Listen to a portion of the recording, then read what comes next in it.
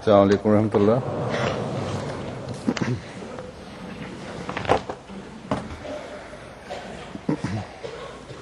اشہد ان لا الہ الا اللہ وحدہ لا شریک لہ واشہد ان محمدا عبدہ ورسولہ. اما بعد فاعوذ باللہ من الشیطان الرجیم. بسم اللہ الرحمن الرحیم. الحمد للہ رب العالمین الرحمن الرحیم مالک یوم الدین. ایاک نعبد وإیاک نستعین. اهدنا الصراط المستقیم صراط الذین أنعمت علیہم غیر المغضوب علیہم ولا الضالین.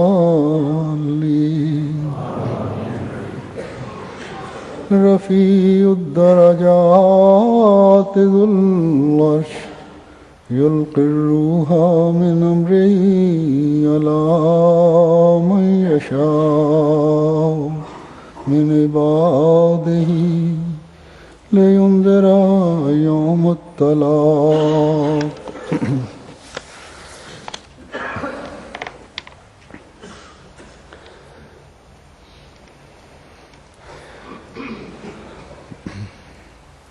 اللہ تعالیٰ جو رفیع الدرجات ہے، بہت بلند شان والا ہے، تمام صفات کا مالک ہے. وہ یہ اعلان فرماتا ہے کہ وہ اپنی مرضی سے جس پر چاہتا ہے روح اتارتا ہے، یعنی وہ پیغام دے کر بھیجتا ہے جو روحانی لحاظ سے زندگی بخش پیغام ہوتا ہے، جو روحانی مردوں کو زندہ کرتا ہے، ان کو اس بات سے آگاہ کرتا ہے کہ یہ زندگی عارضی ہے اور باقی رہنے والی زندگی اس دنیا سے رخصت ہونے کے بعد شروع ہوتی ہے. اس لیے اس دنیا میں جو کہ آزمائشوں اور امتحانوں کا گھر ہے، ایسے اعمال بجا لاؤ جو خدا تعالیٰ کو پسندیدہ ہوں.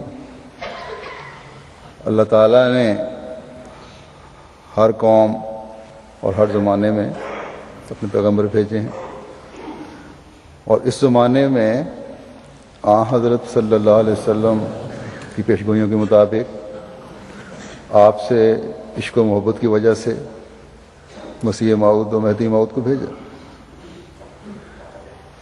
اس شخص کو بھیجا جس کے متعلق پہلے سے یہ اعلان حضرت صلی اللہ علیہ وسلم نے کر دیا تھا کہ وہ مہدی ہوگا، اللہ تعالیٰ سے ہدایت یافتہ ہوگا اور اسلام کی بگڑی ہوئی حالت کو سنوارنے کے لیے مبعوث ہوگا.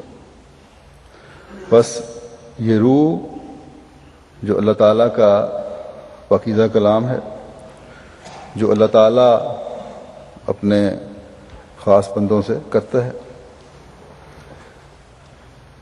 یہی روحانی زندگی کا سامان بنتا ہے اور لوگوں کو سیدھے راستے کی طرف چلانے کی رہنمائی کرتا ہے. حضرت مسیح موعود علیہ السلام کو یہ الہام بھی ہوا تھا کہ یلقی الروح علی من یشاء من عبادہ، یلقی الروح علی من یشاء من عبادہ. حضرت مسیح علیہ الصلوۃ والسلام نے اس کا ترجمہ کیا ہے کہ جس پر اپنے بندوں میں سے چاہتا ہے اپنی روح ڈالتا ہے، یعنی منصب نبوت اس کو بخشتا ہے. پھر آپ کا ایک اور الہام ہے، اللہ تعالیٰ نے آپ کو فرمایا انت منی بمنزلت روحی، تو مجھ سے بمنزلہ میری روح کے ہے. بس یہ اللہ تعالیٰ کا کام ہے کہ اپنے خاص بندوں میں سے جس پر وہ چاہتا ہے یہ روح ڈال کر ان کے مقام کا رفع کرتا ہے، جس کا قرآن کریم میں ایک جگہ یوں ذکر آیا ہے کہ نرفع درجات من نشاء ان ربک حکیم علیم، کہ ہم جس کو چاہتے ہیں درجات میں بلند کرتے ہیں، یقیناً تیرا رب بہت حکمت والا اور دائمی علم رکھنے والا ہے. بس یہ خدا تعالی ہے جو درجات کو بلند کرتا ہے اس دنیا میں اپنے روحانی نظام کو چلانے کے لیے اپنے انبیاء، اولیاء اور مقربین کو بھیجتا ہے. اور اللہ تعالیٰ فرماتا ہے کہ وہ حکیم بھی ہے اور علیم بھی ہے. اللہ تعالیٰ کی حکمت بالغہ اور علم اس بات کا فیصلہ کرتی ہے کہ کس وقت میں اور کن میں سے اور کس کو اپنے خاص پیغام کے ساتھ دنیا کی اصلاح اور انہیں ہوشیار کرنے کے لیے بھیجنا ہے. اور اس زمانے میں اس حکیم اور علیم خدا نے حضرت مرزا غلام احمد قادیانی علیہ الصلوۃ والسلام کو مسیح و مہدی بنا کر بھیجا. آخرین میں آپ کے مبعوث ہونے کا ذکر خدا تعالیٰ نے قرآن کریم میں بھی فرمایا ہے، اور حضرت صلی اللہ علیہ وسلم نے اس مسیح و مہدی کے مقام و مرتبہ اور ایک خاص نشانی بتا کر امت مسلمہ کو اسے قبول کرنے کی تلقین کی ہے. مسلمان اگر حضرت صلی اللہ علیہ وسلم کے اس پیغام کو غور سے اور صاف دل ہو کر پڑھیں اور سنیں تو کبھی حضرت صلی اللہ علیہ وسلم کے اس عاشق صادق کی مخالفت نہ کریں بلکہ اسے قبول کرنے کی طرف توجہ کریں.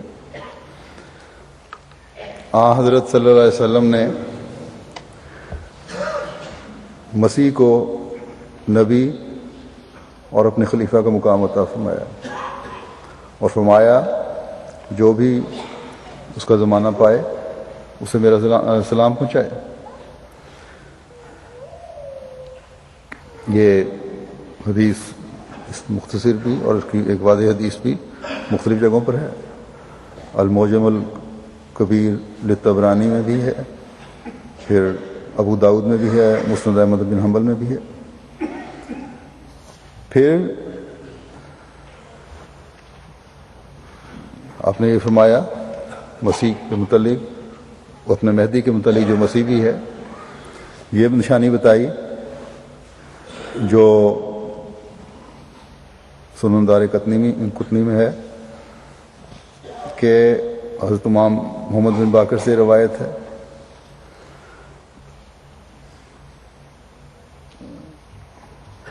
وہ کہتے ہیں کہ ہمارے انہوں نے حضرت امام حسین کے پوتے امام علی زین العابدین کے صاحبزادے اور امام حسین کے پوتے سے کرتے ہیں روایت کہ ہمارے مہدی کی سچائی کے دو نشان ہیں. وسلم نے فرمایا کہ جب سے زمین و آسمان پیدا ہوئے ہیں وہ کسی کی سچائی کے لیے اس طرح ظاہر نہیں ہوئے، یعنی چاند کو اس کے گرہن کی تاریخوں میں سے پہلی تاریخ کو گرہن لگا ہوگا اور سورج کو گرہن کی تاریخوں میں سے درمیانی تاریخوں کو گرہن ہوگا. اور فرمایا کہ اور جب سے اللہ تعالیٰ نے زمین و آسمان کو پیدا کیا ان دونوں کو اس سے پہلے بطور نشانی کبھی گرہن نہیں ہوا. بس جہاں اس مقام کو بتانے کے لیے حضرت صلی اللہ علیہ وسلم نے ایک غیر معمولی آسمانی نشانی کی طرف توجہ دلائی ہے جو اپنی شان کے ساتھ 1894 میں پوری بھی ہوئی. وہاں لمہدین کہ ہمارے مہدی کے لیے کے الفاظ استعمال کیے ہیں.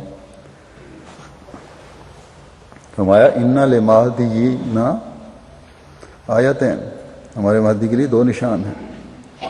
اور یہ لفظ ہمارے مہدی کا استعمال کر کے اپنے پیار اور قرب کا اظہار فرمایا ہے.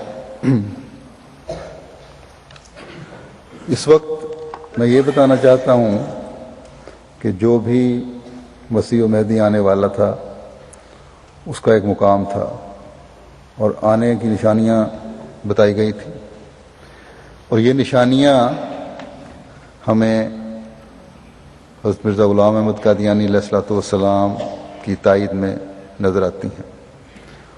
اور ان کو دیکھ کر ایک سعید فطرت جماعت احمدیہ میں داخل ہوتا ہے.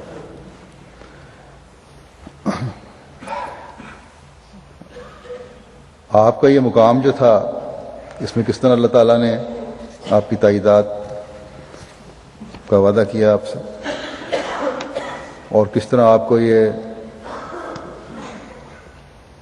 عرفہ مقام دینے کا آپ سے وعدہ فرمایا.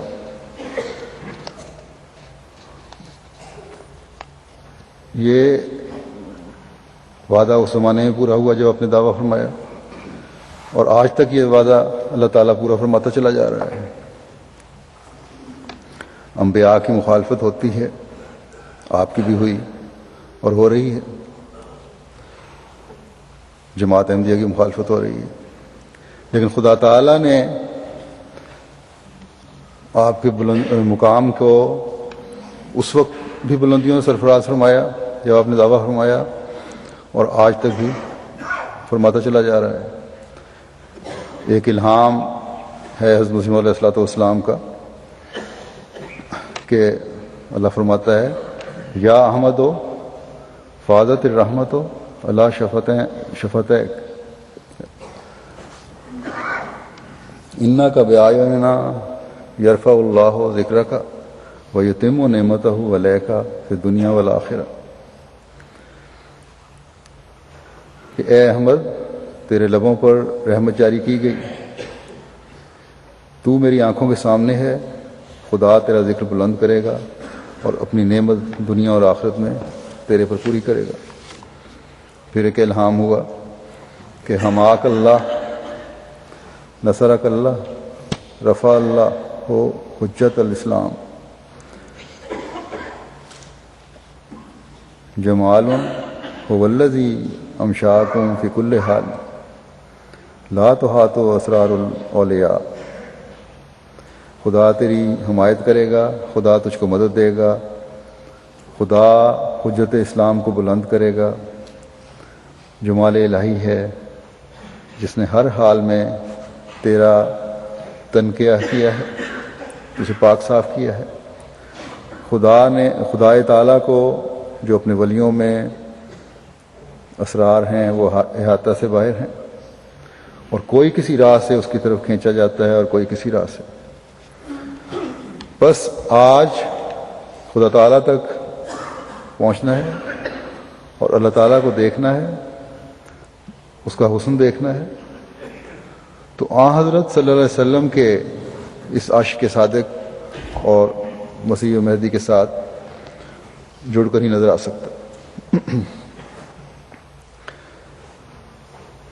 کیا خدا تعالیٰ کی طرف جھوٹ منسوب کر کے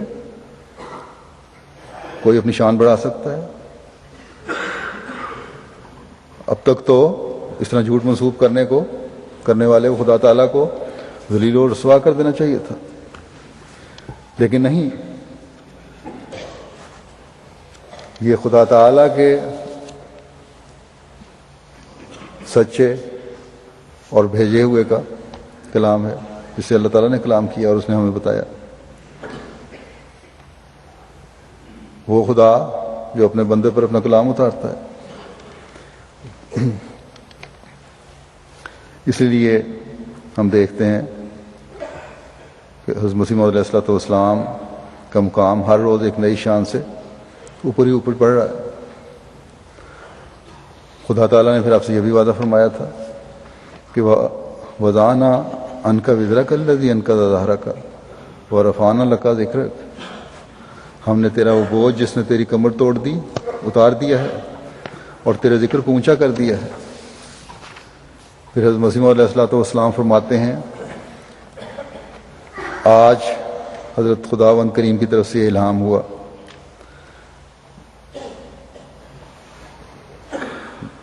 کہ یا عبد الرافع انی رافعوں کا الیہ انی معزوں کا لا مانع لما ہوتی، کہ اے رفت بخشنے والے خدا کے بندے، میں تجھے اپنی جناب میں رفت بخشوں گا، میں تجھے عزت اور غلبہ دوں گا، جو کچھ میں دوں اسے کوئی بند نہیں کر سکتا۔ بس لوگوں کی کوششوں سے وہ فضل جو خدا تعالیٰ نے آپ کو عطا فرمایا اور آپ کی جماعت پر بھی جاری ہے، اس کو کوئی دنیاوی طاقت بند نہیں کر سکتی۔ پھر ایک الہام ہے کہ انی معاک یا امام و رفیع القدر، اے عالی قدر امام میں تیرے ساتھ ہوں۔ یہ چند الہامات بیان کرنے کا مقصد میرا یہ ہے کہ جب اللہ تعالیٰ نے آپ کو الہامات کے ذریعے تسلی دی تو آپ کے حق میں زمینی و آسمانی تائیدات کے نشانات بھی دکھائے۔ آپ کی جماعت میں شامل ہونے والا ہر شخص، چاہے وہ دنیا کے کسی بھی خطے میں بستا ہو، اس بات کا گواہ بن جاتا ہے کہ خدا تعالیٰ نے اس کے دل میں آپ علیہ السلام کے عرفہ مقام کی پہچان کو ڈالا، اور جو بھی نیک نیت اور سعید فطرت ہے خدا تعالیٰ اس کی ہدایت کے سامان پیدا فرماتا ہے۔ اللہ تعالیٰ نے حضرت مسیح موعود علیہ الصلوۃ والسلام کی تائید میں آپ کے مقام کی پہچان کروانے کے لیے بے شمار نشانات دکھائے جن کا بیان تو ممکن نہیں۔ اس وقت میں حضرت مسیح موعود علیہ الصلوۃ والسلام کے الفاظ میں ان چند باتوں کا ذکر کروں گا جو آپ نے اپنی کتاب انجام آتم میں درج فرمائی ہیں، اور جنہیں آپ نے اپنے مقام و مرتبہ اور عزت کا باعث ٹھہرایا ہے ان خاص حالات کے حوالے سے۔ انجام آتم جو کتاب ہے یہ آپ نے عبداللہ آتم کی وفات پر لکھی تھی، اور عبداللہ آتم بھی وہ تھا جو حضرت مسیح موعود علیہ الصلوۃ والسلام کی پیش گوئی سے ایک عبرت کا نشان بنا، اور حضرت مسیح موعود علیہ الصلوۃ والسلام کے ذریعے اللہ تعالیٰ نے اسلام اور آن حضرت صلی اللہ علیہ وسلم کی سچائی اور شان کو دنیا پر ظاہر فرمایا۔ بہرحال عبداللہ آتم ایک پادری تھا، اس کی وفات کو بعض علماء اور سجادہ نشینوں نے حضرت مسیح موعود علیہ الصلوۃ والسلام کی دشمنی میں کوئی نشان تسلیم نہ کیا۔ اس پر حضرت مسیح موعود علیہ الصلوۃ والسلام نے ان سب کو دعوت مباہلہ دی اور عربی زبان میں ایک مکتوب لکھا، جو بڑا مکتوب کا ایک کتاب یہ ہے، پوری 200 صفحے سے اوپر کی، اور اس میں اللہ تعالیٰ کی اپنے حق میں تائیدات کا ذکر فرمایا، اور اس کے آخر میں آپ نے اردو زبان میں ایک ضمیمہ لکھا۔ اس میں مولوی ثناء اللہ امرتسری کے ایک بے بنیاد اعتراض پر جو مولوی عبداللہ غزنوی کے حوالے سے انہوں نے کیا تھا، حاشیے میں کتاب کے اپنی تائید اور اللہ تعالیٰ کے آپ کو عزت کا مقام دیے جانے کا ذکر فرمایا ہے۔ تو اس میں سے میں کچھ پیش کروں گا۔ آپ فرماتے ہیں کہ سو جاننا چاہیے کہ وہ امور بتفصیل ذیل ہیں جو بحکم العاقبۃ للمتقین ہماری عزت کے موجب ہوئے۔ فرمایا کہ پہلی بات تو یہ کہ آتم کی نسبت جو پیشگوئی کی گئی تھی وہ اپنے واقعی معنوں کی روح سے پوری ہو گئی، اور اس دن سے وہ پیش گوئی بھی پوری ہوئی، اس دن سے وہ پیش گوئی بھی پوری ہوئی جو ابراہیم نامدیہ میں لکھی گئی تھی۔ تو آدم اصل منشا الہام الہی کے مطابق مر گیا اور تمام مخالفوں کا منہ کالا ہوا، ان کی تمام جھوٹی خوشیاں خاک میں مل گئیں۔ اس پیش گوئی کے واقعات پر اطلاع پا کر صدہا دلوں کا کفر ٹوٹا اور ہزاروں خط اس کی تصدیق کے لیے پہنچے، اور مخالفوں اور مکذبوں پر وہ لعنت پڑی جو اب دم نہیں مار سکتے۔ پھر فرمایا کہ وہ امر جو مباہلے کے بعد میری عزت کا موجب ہوا وہ ان عربی رسالوں کا مجموعہ ہے جو مخالف مولویوں اور پادریوں کے ذلیل کرنے کے لیے لکھا گیا تھا، اور انہی میں سے یہ عربی مکتوب ہے جو اب نکلا، جو انجامات میں لکھا تھا آپ نے۔ کیا اس کے دوسرے بھائی ان رسائل کے مقابل پر مر گئے اور کچھ بھی نہ لکھ سکے؟ یہ عبدالحق کے حوالے سے بات ہو رہی ہے۔ اور دنیا نے یہ فیصلہ کر دیا کہ عربی دانی کی عزت اسی شخص یعنی اس راکم کے لیے مسلم ہے، حضرت مسیح علیہ السلام کے لیے، جس کو کافر ٹھہرایا گیا ہے، اور یہ سب مولوی جاہل ہیں۔ فرماتے ہیں کہ اسی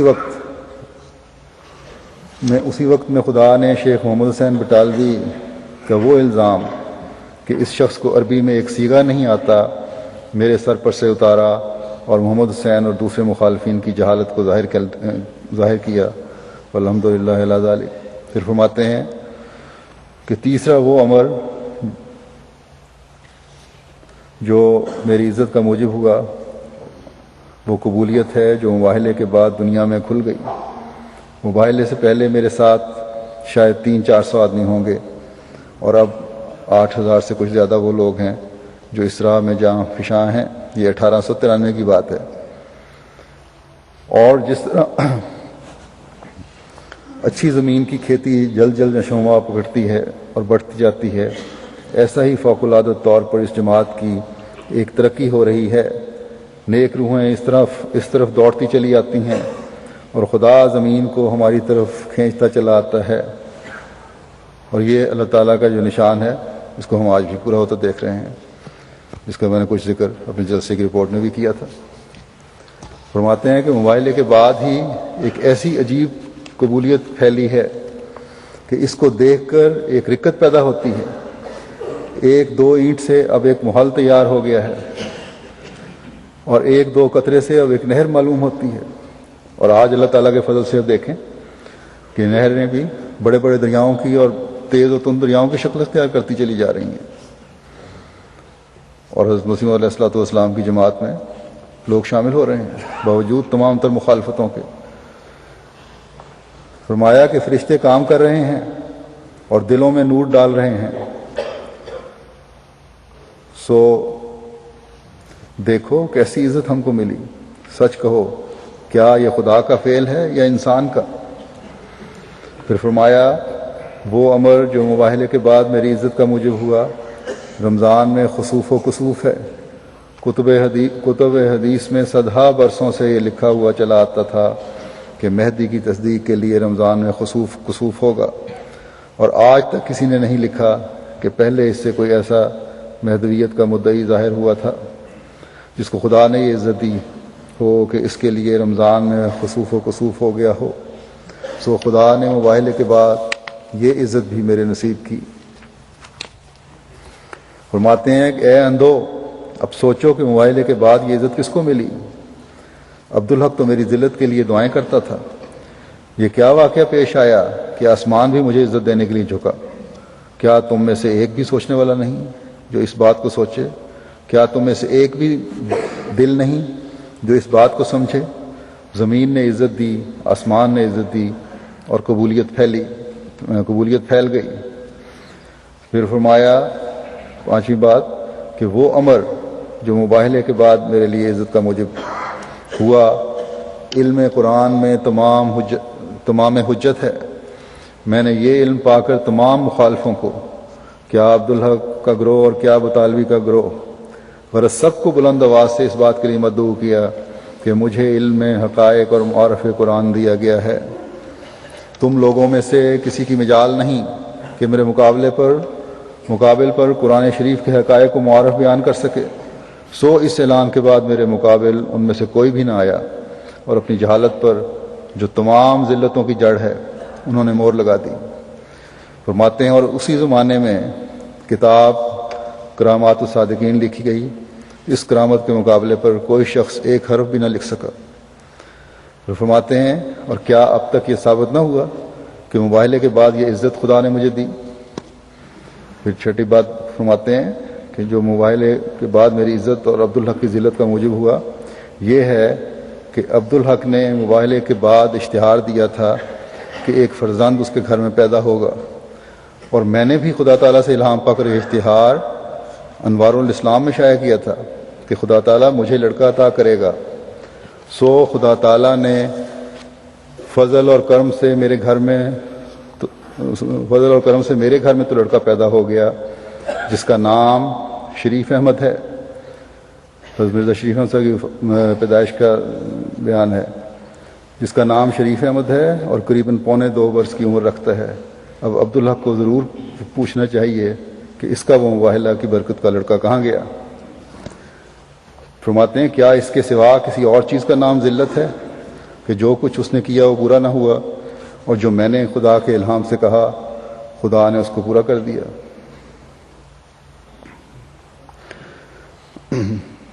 پھر فرماتے ہیں 7ویں بات کہ وہ امر جو مباہلے کے بعد میری عزت اور قبولیت کا باعث ہوا خدا کے راست باز بندوں کا وہ مخلصانہ جوش ہے جو انہوں نے میری خدمت کے لیے دکھلایا۔ مجھے کبھی یہ طاقت نہ ہوگی کہ میں خدا کے احسانات کا شکر ادا کر سکوں جو روحانی اور جسمانی طور پر مباہلے کے بعد میرے وارد حال ہو گئے۔ روحانی انعامات کا نمونہ میں لکھ چکا ہوں، یعنی یہ کہ خدا تعالیٰ نے مجھ میں وہ علم قرآن اور علم زبان محض اعجاز کے طور پر بخشا کہ اس کے مقابل پر صرف عبدالحق کیا بلکہ کل مخالفوں کی ذلت ہوئی۔ ہر ایک خاص و عام کو یقین ہو گیا کہ یہ لوگ صرف نام کے مولوی ہیں۔ فرماتے ہیں اور جسمانی نعمتیں جو مباہلے کے بعد میرے پر وارد ہوئیں وہ مالی فتوحات ہیں جو اس درویش خانہ کے لیے خدا تعالیٰ نے کھول دیں۔ مباہلے کے روز سے آج تک 15,000 کے قریب فتوح غیب کا روپیہ آیا جو اس سلسلہ کے ربانی مصارف میں خرچ ہوا۔ فرماتے ہیں خدا نے ایسے مخلص اور جاں فشاں ارادت مند ہماری خدمت میں لگا دیے کہ جو اپنے مال کو اس راہ میں خرچ کرنا اپنی سعادت دیکھتے ہیں۔ اور پھر آگے آپ نے اپنے چند مخلصین کا نام لے کر ذکر بھی فرمایا ہے جنہوں نے ہزاروں روپیہ اس اسلام کی خاطر احمدیت کی ترقی کی خاطر دیا اور ماہوار بھی دیتے چلے گئے۔ اور آج بھی ہم دیکھتے ہیں اللہ تعالیٰ کی تائید کا یہ نشان کہ کس طرح حضرت مسیح علیہ الصلوۃ والسلام کی جماعت روز افزوں ترقی کر رہی ہے، مالی لحاظ سے بھی اور تعداد کے لحاظ سے بھی۔ پھر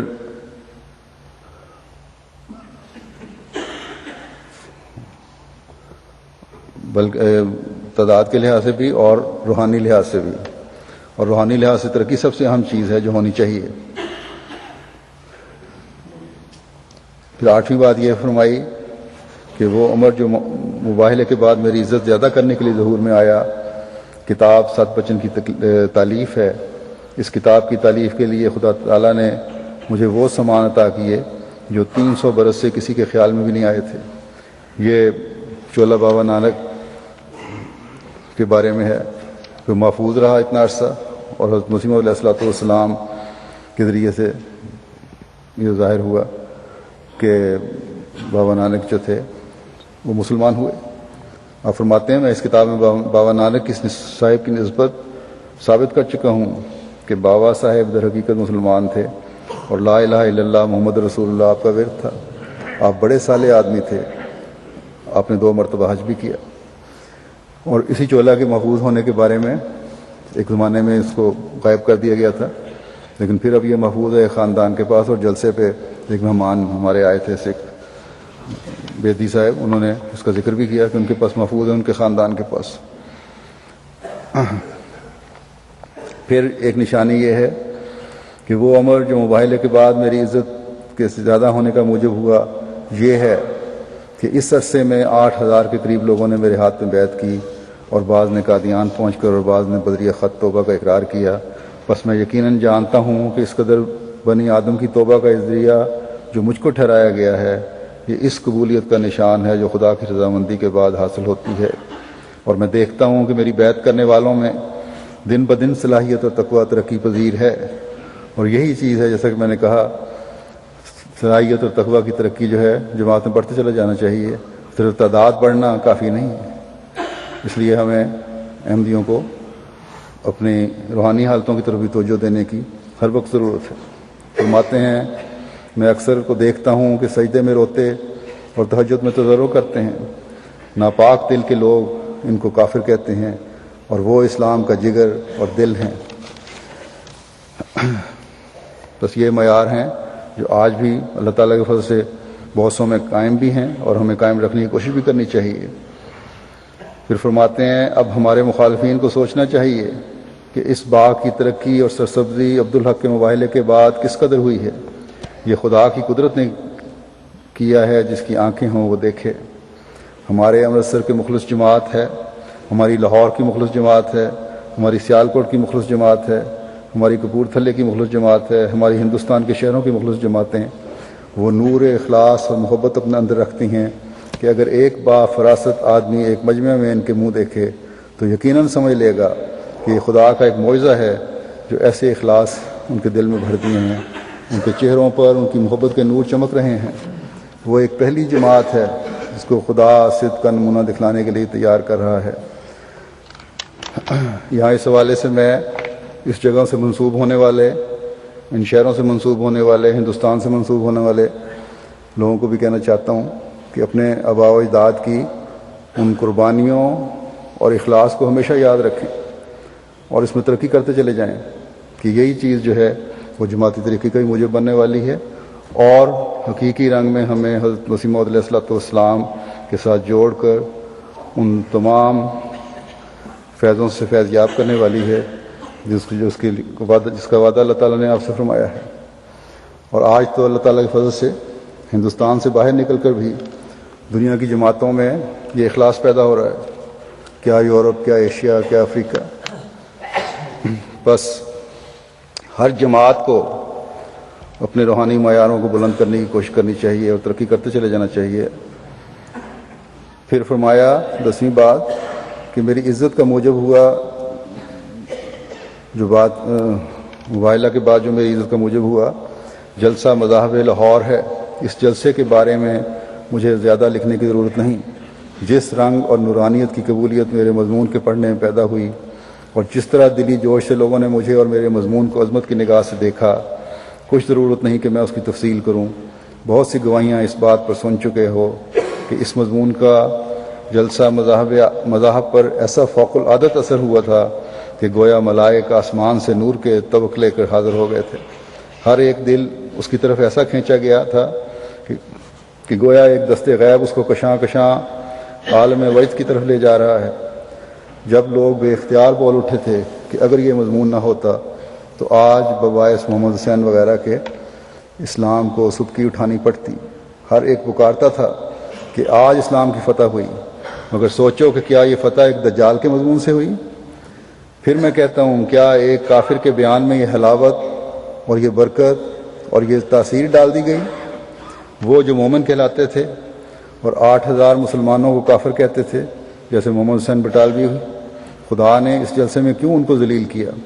کیا یہ وہی الہام نہیں کہ میں تیری اہانت کرنے والوں کی اہانت کروں گا؟ اس جلسے اعظم میں ایسے شخص کو کیوں عزت دی گئی جو مولویوں کی نظر میں کافر مرتد ہے؟ کیا کوئی مولوی اس کا جواب دے سکتا ہے؟ پھر علاوہ اس عزت کے جو مضمون کی خوبی کی وجہ سے عطا ہوئی، اسی روز وہ پیش گوئی بھی پوری ہوئی جو اس مضمون کے بارے میں پہلے سے شائع کی تھی، یعنی یہی مضمون سب مضمونوں پر غالب آئے گا، اور وہ اشتہار تمام مخالفوں کی طرف جلسے سے پہلے روانہ کیے گئے تھے۔ سو اس روز وہ الہام بھی پورا ہوا اور شہر لاہور میں دھوم مچ گئی کہ نہ صرف مضمون اس شان کا نکلا جس سے اسلام کی فتح ہوئی، بلکہ ایک الہامی پیش گوئی بھی پوری ہوئی۔ اور مولوی عبدالکریم صاحب نے یہ مضمون پڑھا تھا اسلامی اصول کی فلاسفی کا، یہ عزتیں فرماتے ہیں کہ یہ عزتیں اور قبولیتیں ہم کو مباہلے کے بعد ملی.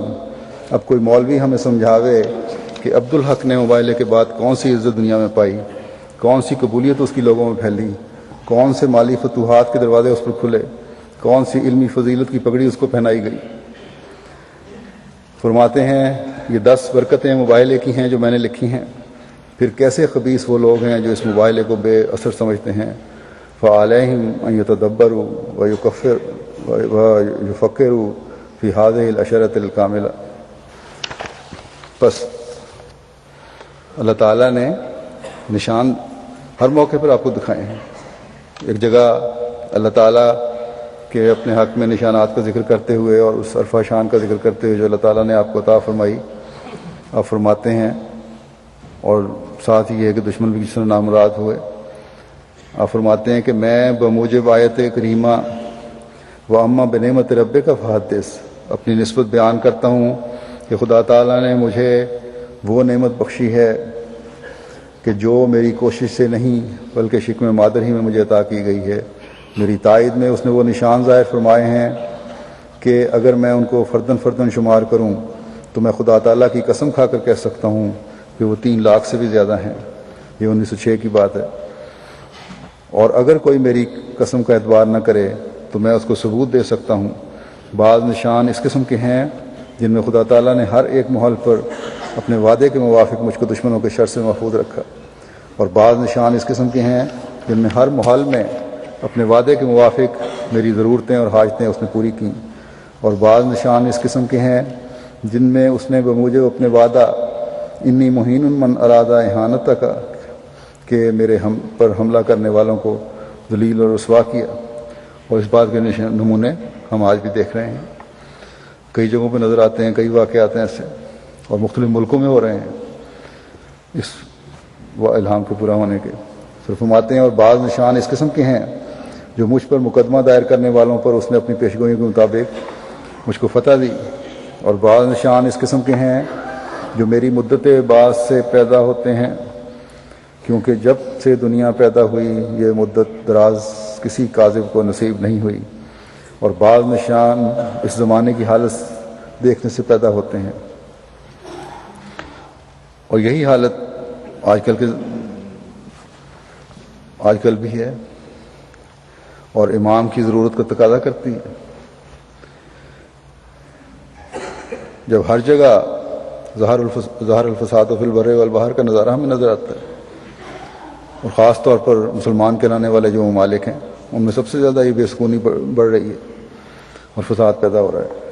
فرماتے ہیں اور بعض نشان زمانے کی حالت دیکھنے سے پیدا ہوتے ہیں، یعنی یہ کہ زمانہ کسی امام کے پیدا ہونے کی ضرورت کو تسلیم کرتا ہے. اور بعض نشان اس قسم کے ہیں جن میں دوستوں کے حق میں میری دعائیں منظور ہوئیں، اور بعض نشان اس قسم کے ہیں جو شریر دشمنوں کو میری بد دعا کا اثر ہوا، اور بعض نشان اس قسم کے ہیں کہ میری دعا سے بعض خطرناک بیماروں نے شفا پائی اور ان کی شفا سے پہلے مجھے خبر دی گئی، اور بعض نشان اس قسم کے ہیں جو میری تصدیق کے لیے بڑے بڑے ممتاز لوگوں کو جو مشاہیر فقراء میں سے تھے خوابیں آئیں، اور حضرت صلی اللہ علیہ وسلم کو خواب میں دیکھا، جیسے سجادہ نشین صاحب العلم سندھ جن کے مرید 1 لاکھ کے قریب تھے، اور جیسے خواجہ غلام فرید صاحب چاچڑا والے. اور بعض نشان اس قسم کے ہیں کہ ہزارہا انسانوں نے محض اس وجہ سے میری بیعت کی کہ خواب میں ان کو بتلایا گیا کہ یہ سچا ہے اور خدا کی طرف سے ہے، اور یہ نظارے ہم آج بھی دیکھتے ہیں. اور بعض نے اس وجہ سے بیعت کی کہ حضرت صلی اللہ علیہ وسلم کو خواب میں دیکھا اور آپ نے فرمایا کہ دنیا ختم ہونے کو ہے اور یہ خدا کا آخری خلیفہ اور مسیح موعود ہے. اور بعض نشان اس قسم کے ہیں جو بعض اکابر نے میری پیدائش یا بلوغ سے پہلے میرا نام لے کر میرے مسیح موعود ہونے کی خبر دی، جیسے نعمت اللہ ولی اور میاں گلاب شاہ ساکن جمال پور ضلع لدھیانہ. پھر آپ فرماتے ہیں ایک جگہ کہ جب میں 1904 میں کرم دین کے فوجداری مقدمے کی وجہ سے جیلوں میں جا رہا تھا تو راہ میں مجھے الہام ہوا اری کا برکات من کل طرف، یعنی ہر ایک پہلو سے تجھے برکتیں دکھلاؤں گا. اور یہ الہام اسی وقت تمام جماعت کو سنا دیا گیا، بلکہ اخبار الحکم میں درج کر کے شائع کیا گیا. اور یہ وہ پیشگوئی اور یہ پیش گوئی اس طرح پر پوری ہوئی کہ جب میں جہلم کے قریب پہنچا تو تخمیناً 10,000 سے زیادہ آدمی ہوگا وہ میری ملاقات کے لیے آیا، اور تمام سڑک پر آدمی تھے اور ایسے انکسار کی حالت میں تھے کہ گویا سجدے کرتے تھے، اور پھر ضلع کی کچہری کے ارد گرد اس قدر لوگوں کا ہجوم تھا کہ حکام حیرت میں پڑ گئے۔ 1100 آدمیوں نے بیعت کی اور قریباً 200 عورت بیعت کر کے اس سلسلے میں داخل ہوئی، اور کرم دین کا مقدمہ جو میرے پر تھا خارج کیا گیا، اور بہت سے لوگوں نے ارادت اور انکسار سے نذرانے اور تحفے پیش کیے، اور اس طرح ہم نے ہر ایک طرف سے برکتوں سے مالا مال ہو کر قادیان میں واپس آئے، اور خدا تعالیٰ نے نہایت صفائی سے وہ پیش گوئی پوری کی۔ پھر آپ فرماتے ہیں براہین احمدیہ میں ایک یہ پیش گوئی ہے: سبحان اللہ تبارک و تعالی زاد مجدہ کا ینقطع و آباؤ کا ویبدأ و منک۔ خدا ہر ایک عیب سے پاک اور بہت برکتوں والا ہے، وہ تیری بزرگی زیادہ کرے گا، تیرے باپ دادے کا ذکر منقطع ہو جائے گا، اور خدا اس خاندان کی بزرگی کو تجھ سے بنیاد ڈالے گا۔ یہ اس وقت کی پیش گوئی ہے کہ جب کسی قسم کی عظمت میری طرف منسوب نہیں ہوتی تھی، اور میں ایسے گمنام کی طرح تھا جو گویا دنیا میں نہیں تھا، اور وہ زمانہ جب یہ پیش گوئی کی گئی اس پر اب قریباً 30 برس گزر گئے۔ اب دیکھنا چاہیے کہ یہ پیش گوئی کس صفائی سے پوری ہوئی جو اس وقت 1000 آدمی میری جماعت کے حلقہ میں داخل ہیں، اور اس سے پہلے کون جانتا تھا کہ اس قدر میری عظمت دنیا میں پھیلے گی۔ بس افسوس ان پر جو خدا کے نشانوں پر غور نہیں کرتے۔ پھر اس پیش گوئی میں جس کثرت نسل کا وعدہ تھا اس کی بنیاد بھی ڈالی گئی، کیونکہ اس پیش گوئی کے بعد 4 فرزند نرینہ اور ایک پوتا اور 2 لڑکیاں میرے گھر میں پیدا ہوئیں جو اس وقت موجود نہ تھیں۔ آج جبکہ حضرت مسیح موعود علیہ الصلوۃ والسلام کی جسمانی اولاد بھی دنیا میں پھیلی ہوئی ہے اور روحانی اولاد بھی دنیا میں پھیلی ہوئی ہے، اور ہر دن میں اس میں اضافہ ہوتا چلا جا رہا ہے۔ ہم ہر روز ایک نیا نشان دیکھ رہے ہیں۔ ہر قوم اور ہر ملک میں مرزا غلام احمد کی جے کا نعرہ لگ رہا ہے۔ تو اللہ تعالیٰ جو سچے وعدوں والا ہے اپنی شان کو، حضرت مسیح علیہ السلام کی شان کو بلند فرماتا چلا جا رہا ہے۔ اللہ تعالیٰ جس نے حضرت مسیح علیہ السلام کی کو بلند شان عطا فرمائی اور ہر موقع پر آپ کی تائید اور نصرت کے لیے نشانات ہمیں دکھائے، وہ جسے چاہتا ہے عزت فرماتا ہے، جیسا کہ اس نے فرمایا۔ وہ جھوٹے وعدوں والا خدا نہیں ہے۔ آج تک وہ حضرت مسیح علیہ السلام سے کیے گئے وعدے پورے کرتا چلا جا رہا ہے۔ اس کا یہ وعدہ بھی یقیناً پورا ہوگا کہ وہ قیامت تک آپ کے ماننے والوں کو دوسروں پر غلبہ عطا فرمائے گا۔ بس ہر احمدی کو اس غلبے کا حصہ بننے کے لیے حضرت مسیح موعود علیہ السلام کے تمام دعاوی پر کامل یقین رکھتے ہوئے، اس پر مضبوطی سے قائم ہوتے ہوئے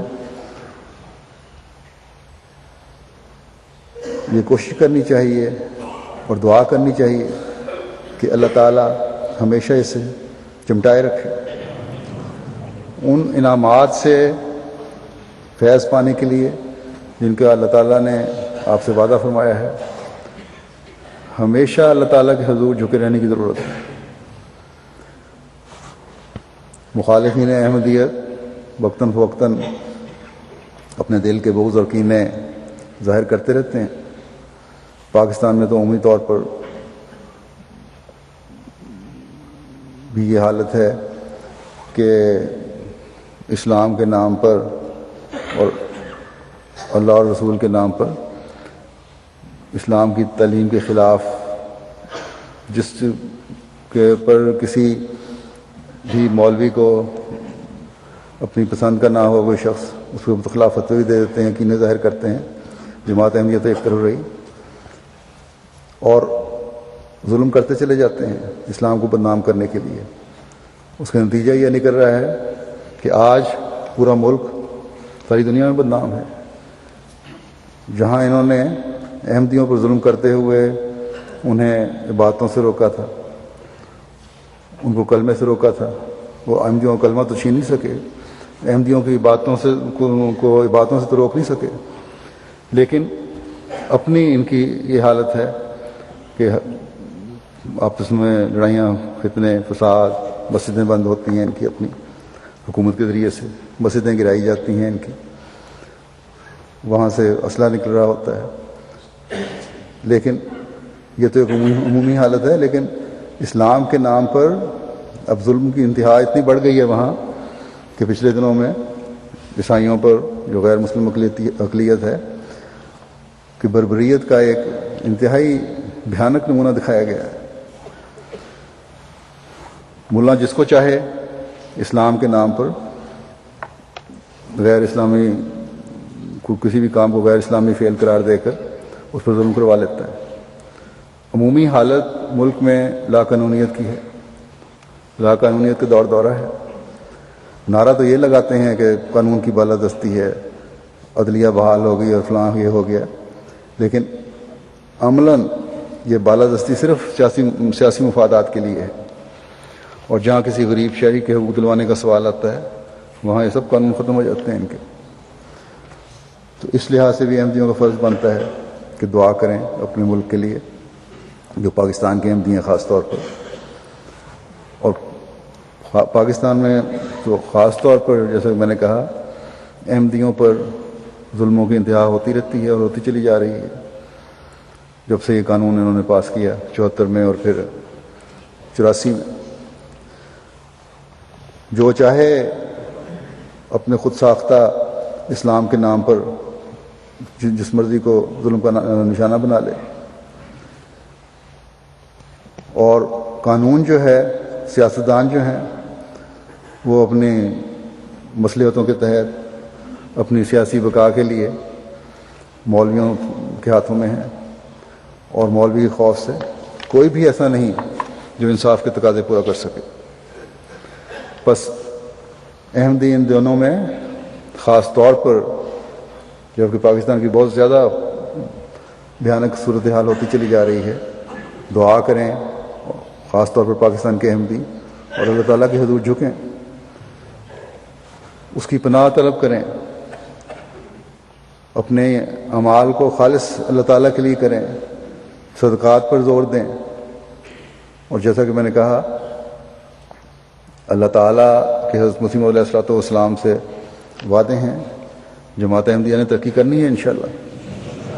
اللہ تعالیٰ سے یہ دعا کرنی چاہیے کہ اللہ تعالیٰ ہر شر سے ہر احمدی کو محفوظ رکھے، اور جماعت کو پاکستان میں بھی اور دوسری جگہوں پر بھی اپنی خاص حفاظت میں رکھے. جلسے کے بعد سے یہ جوکے کا جلسہ ہوا ہے، بعض عرب ممالک میں بھی وہاں کی انتظامیہ نے احمدیوں کو تنگ کرنا شروع کیا ہے، حرکت میں آئی ہے. اللہ تعالیٰ دنیا کو عقل دے کہ وہ مخالفت کے بجائے حضرت مسیح موعود علیہ السلام کے دعویٰ کو مانیں اور حضرت صلی اللہ علیہ وسلم کے پیغام کو، اسلام کا جو پیغام ہے مسیح امیدی تک پہنچائیں. اللہ تعالیٰ ہر احمدی کے ایمان میں مضبوطی پیدا کرے. آج بھی ایک افسوسناک خبر ہے، ملتان میں ہمارے ایک نوجوان مکرم رانا عطاء الکریم نون صاحب ہیں، ان کو کل 3 مسلح نوجوانوں نے گھر میں گھس کے شہید کر دیا. انا للہ و انا الیہ راجعون. ان کی عمر 36 سال تھی، موسی تھے اور جماعت سے بڑا اخلاص اور وفا کا تعلق تھا. کچھ عرصے سے ان کو شک تھا کیونکہ بعض مشکوک افراد ان کے گھروں کے ارد گرد پھر رہے تھے. اس وجہ سے 2 بھائی جو تھے باری باری رات کو بھی گھر کے پہرا دیا کرتے تھے. شہادت ان کی اس طرح ہوئی ہے کہ اپنے گھر سے نکلے ہیں، 10-15 منٹ کے لیے کسی دکان پہ گئے ہیں دھوبی کی، وہاں چند منٹ لگے ہیں، لیکن یہ انہوں نے کیا کہ غلطی اپنے جو باہر دروازہ تھا کمرے کا، ان کا جو سٹنگ روم تھا اس کا، وہ کھلا چھوڑ گئے، اور وہ 3 مسلح افراد جو تھے اندر آ گئے گھر کے. گھر والوں کو انہوں نے کمرے میں بند کر دیا اور چھپ گئے وہیں. اور جب بھی گھر میں داخل ہوئے ہیں تو ان پہ فائر کیے اور یہ 3 گولیاں ان کے لگیں، موقع پہ ہی شہید ہو گئے.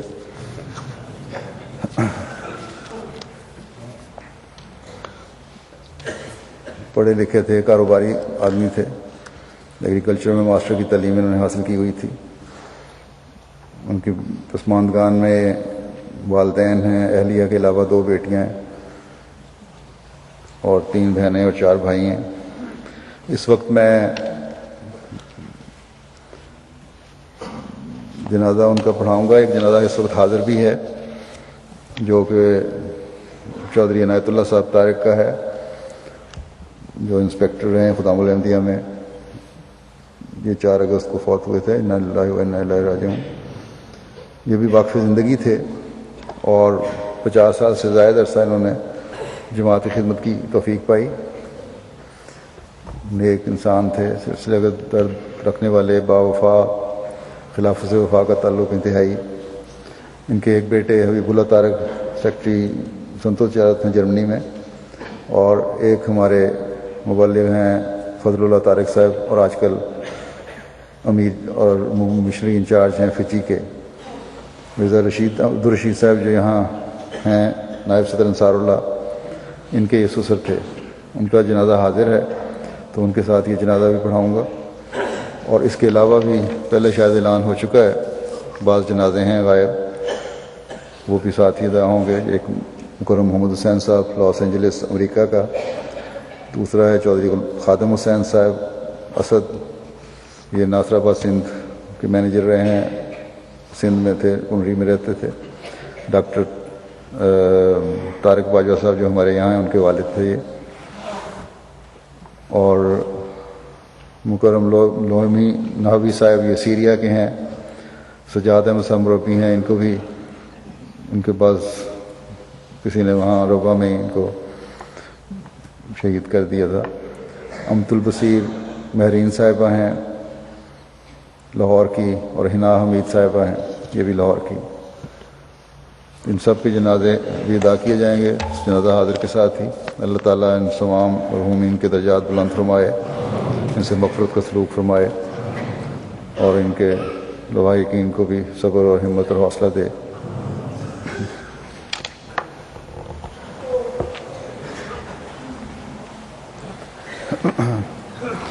الحمد لله نحمده ونستعينه ونستغفره ونؤمن به ونتوكل عليه ونعوذ بالله من شرور أنفسنا ومن سيئات أعمالنا. من يهده الله فلا مضل له ومن يضلل فلا هادي له. ونشهد أن لا إله إلا الله ونشهد أن محمدا عبده ورسوله.